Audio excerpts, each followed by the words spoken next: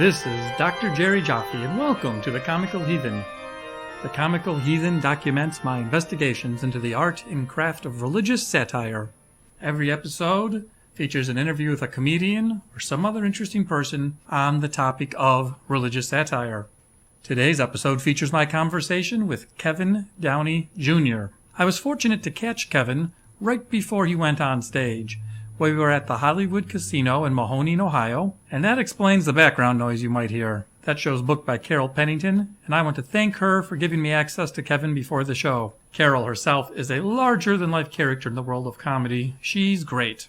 Anyway, because Kevin was soon to take the stage, we had to keep it quick, so this interview's a little shorter than most of them. Still, I was so excited to catch him for a few minutes. A seasoned pro and, dare I say, world-class joke writer, you may know Kevin from his appearance on America's Got Talent. Also, he has recently entered the rotation of guest panelist on Fox's Red Eye, so he gives us a quick insight into what it's like on that show. He also contradicts my premise about stand-up comedy as a venue for religious pushback since September 11th. Instead, he thinks he sees less religious satire in recent years, and I'll let him explain why. He also tells us why he considers Doug Stanhope one of the best out there today. So that is what you can expect to hear on this upcoming interview. Now to my conversation with Kevin Downey Jr.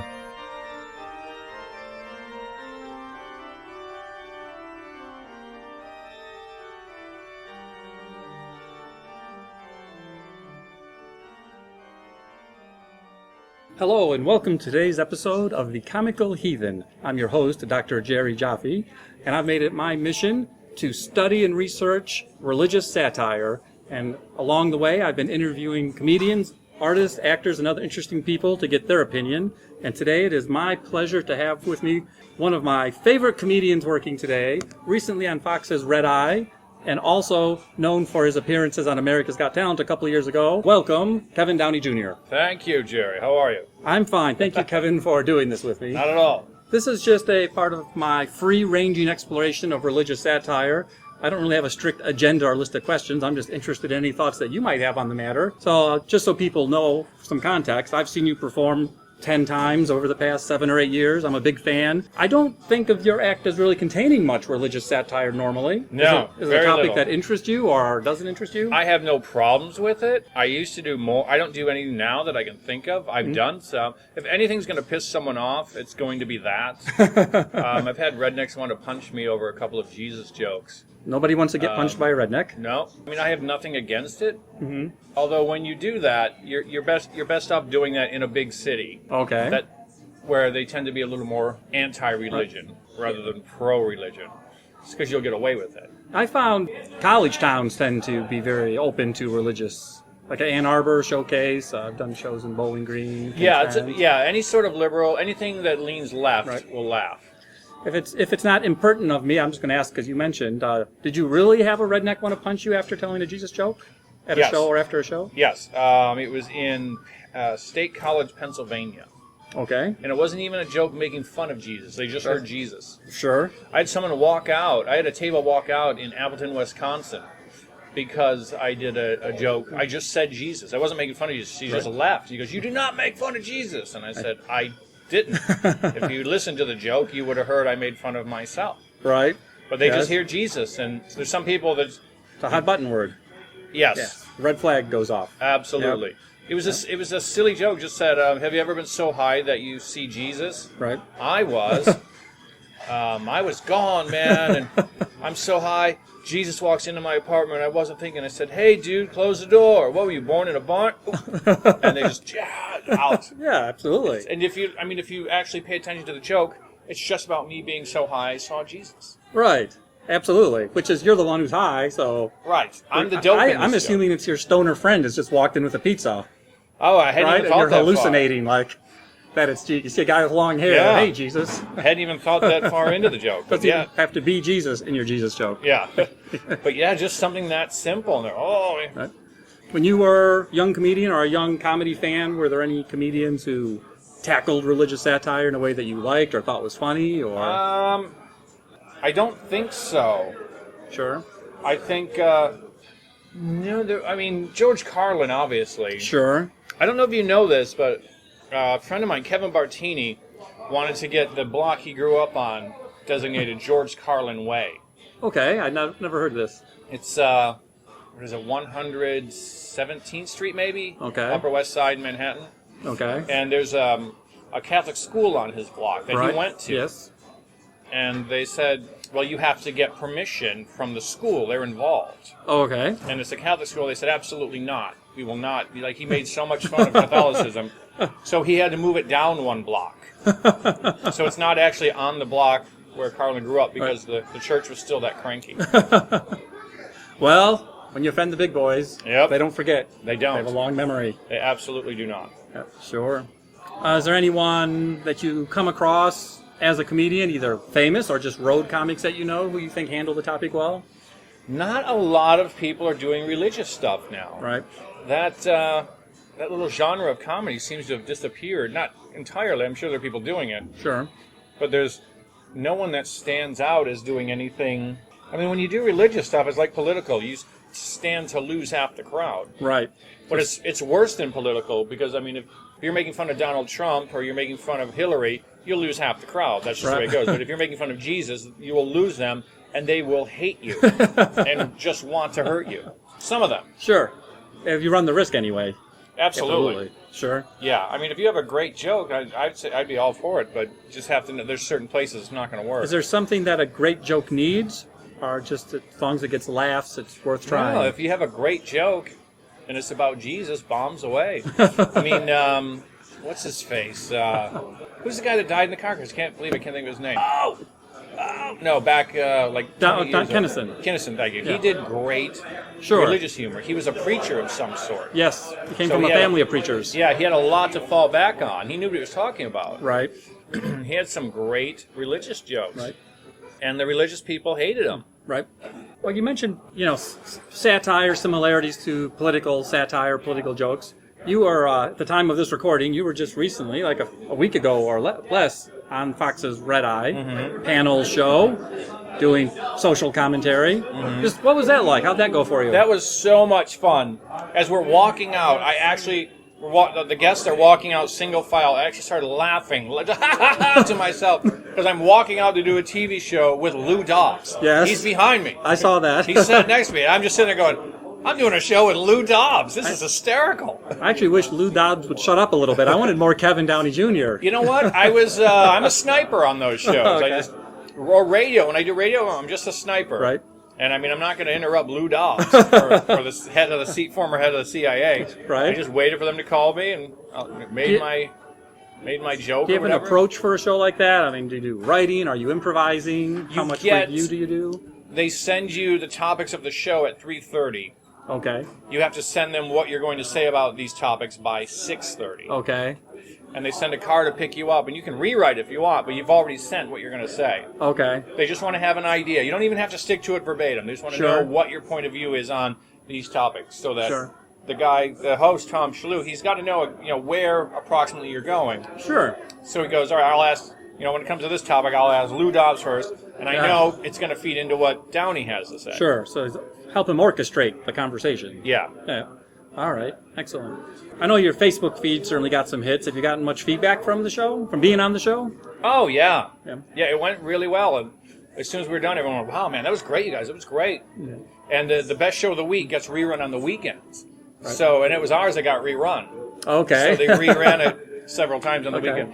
Something like this, you just pick up a lot of Twitter followers and Facebook followers who now want to, jump on to join the arguments. Yeah, I mean, I guess, the Facebook, the social media term is sheeple. Yes. But, when I'm watching panel shows, I'm sitting with my phone, as soon as someone says something interesting, I start following them on Twitter. Oh, yeah. Just following along. Well, they put it right Twitter. there. It'll say @Kevin Downey Jr. Well, we're at the beautiful Hollywood Casino in Mahoning, this wonderful Thursday night show produced by Carol Pennington. Yes. And the show's going to start in a couple minutes, so I don't want to keep you from the show. Okay, Let's ask you one last quick question. Yeah. Any thoughts on religious satire? Just something that hasn't come up yet? Something you want to get off your chest or opinions you have? You know what? I wouldn't mind seeing more. It's just one of those things, things come in and out of style. Yes. And that's not in style right now. And it could be, again, all it's going to take is one comic to have one special. Sure. And then, and especially in New York City when Dave Attell was huge, and he's still huge, but when he was at his zenith, the city was crawling with Dave Attell wannabes. Sure. Before that, it was Todd Barry, and then it was Bill Hicks wannabes. Stanhope has great religious jokes. He's still doing them. Okay. And then the country is crawling with Stanhope wannabes. Right. Stanhope's doing great religious stuff. I saw him. I went to the taping of one of his specials. Mm-hmm. And he said, so I'd like to make fun of Jews for a while. This is in New York City. Okay. And everyone went, ooh, and they meant it. And he goes, oh, really? He goes, I did 2 CDs on Christians. You think Jews get a pass? And then they laughed. But he called them on it. Right. Like, oh, you can't make fun of Jews. Oh, yes, I guess you can. And that was great. And then he's one of the best. I mean, I saw him live the day his 2 best friends died. Oh, my goodness. One died in the hospital, and then the husband went home and killed himself. Oh, and Stanhope's second home, which was next to his, and he still went on. Right. And just slaughtered. He was doing jokes about his dead friends. He was amazing. But his religious stuff is probably the best out there now. I've not seen him live. He has a reputation for riling up his audiences and turning them against him and things like that. Yeah, oh yeah. Yes. Yeah, YouTube is full of people who pay to see him and then attack him. And then he slams them and shuts them down and everyone screams. I think he likes that stuff. All right. Well, thank you very much, Kevin. Thank you. Break a leg Thanks, Jerry. Thanks, man. I appreciate it.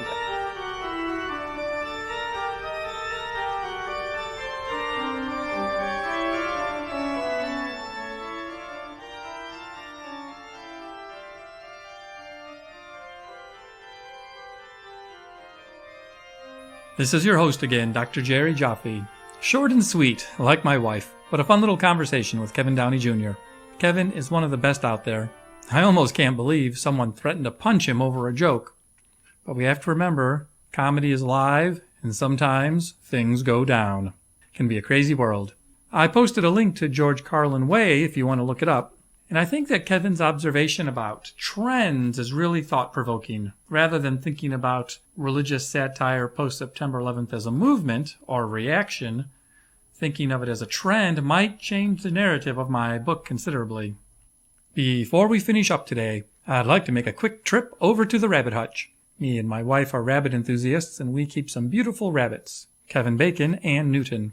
And I've noticed that one of the last uses for old-fashioned paper newspapers is lining the bottom of rabbit cages. That's what we do. Funny thing happens while doing that. I come across a lot of headlines. It's like I've gone back to reading the newspaper, but only at the bottom of rabbit cages. And there's one type of headline that really stands out to me. I see a lot of historical or factual misinformation out there about religion in newspapers and other news outlets, because of the way most reporters treat stories about religion as soft journalism. And because of that, without even doing too much digging, you can find a lot of actual either questionable or indeed factual errors in some reporting on religion. Whenever I find any examples of this, I have to set the record straight, because it's good for our souls to know things. And so, I'd like to pull a headline out of the bottom of the rabbit hutch. I said in the last episode how I might tell you how Kevin Bacon got her name. Oh, did I mention Kevin Bacon is a girl? That's another story. But since I just interviewed my friend Kevin Downey Jr., let me assure you that our rabbit is not named after him. And our rabbit is also not named after the actor Kevin Bacon either, although I do think he is a great actor.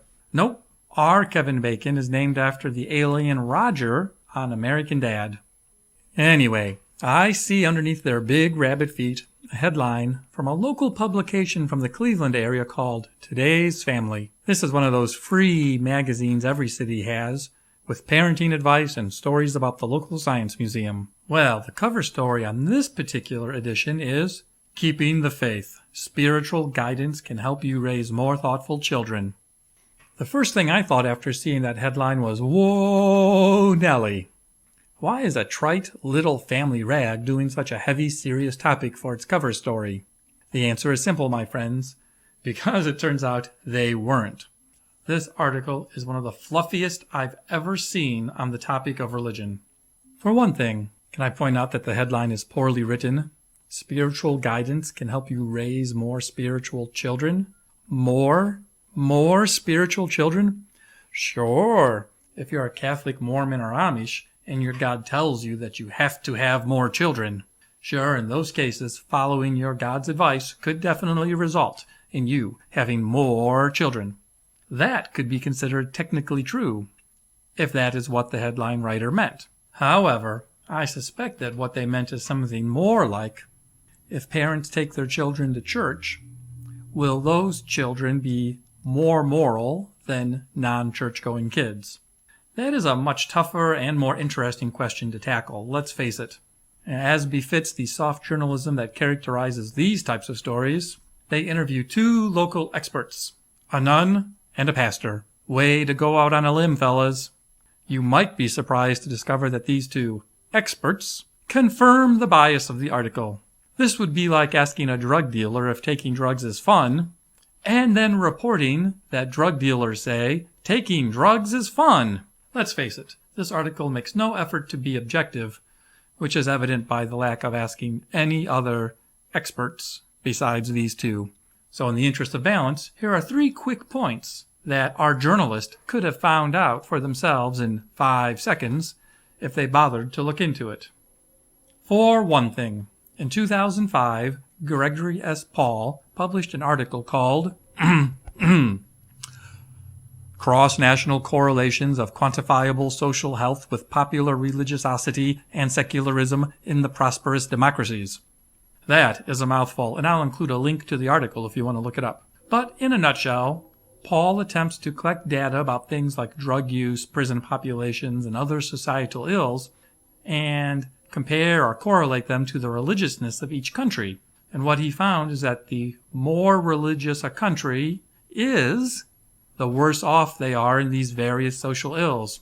It's pretty wild. You should check it out. Now, right now, I'm just listing 3 quick examples that counter the conclusions of this fluff piece, and my only goal is to show that the author did a very poor job of treating the subject. 2 more quick examples. One includes that many sociologists have pointed out the paradox that the vast majority of inmates in American prisons are religious.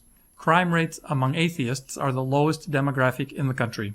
And third, I would point out that evolutionary biologist and commentator on religion Richard Dawkins suggests that children are not born religious, that they must learn it. Thus, there is no such thing as a religious child. I'm sure that some families or some individuals might benefit from the moral teachings that their religion offers.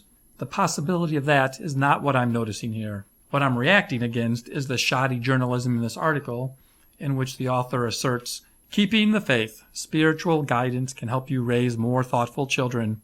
And that is what I found underneath the feed of Kevin Bacon and Newton at the bottom of the rabbit hutch.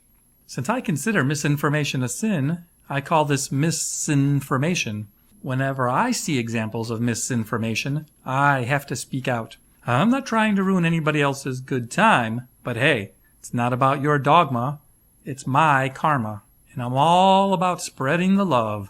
Having said that, it just remains for me to thank Kevin Downey Jr. for being our guest on the Comical Heathen. I want to thank Kevin Bacon and Newton for inspiring me to continue to read newspaper headlines. The lovely Bach organ music you hear during the show is played by my friend Mark Bell. If you enjoy our music, you can purchase Mark's CD online. I want to thank you for listening, and I hope you'll join us again. I'm Dr. Jerry Jaffe. Thank you.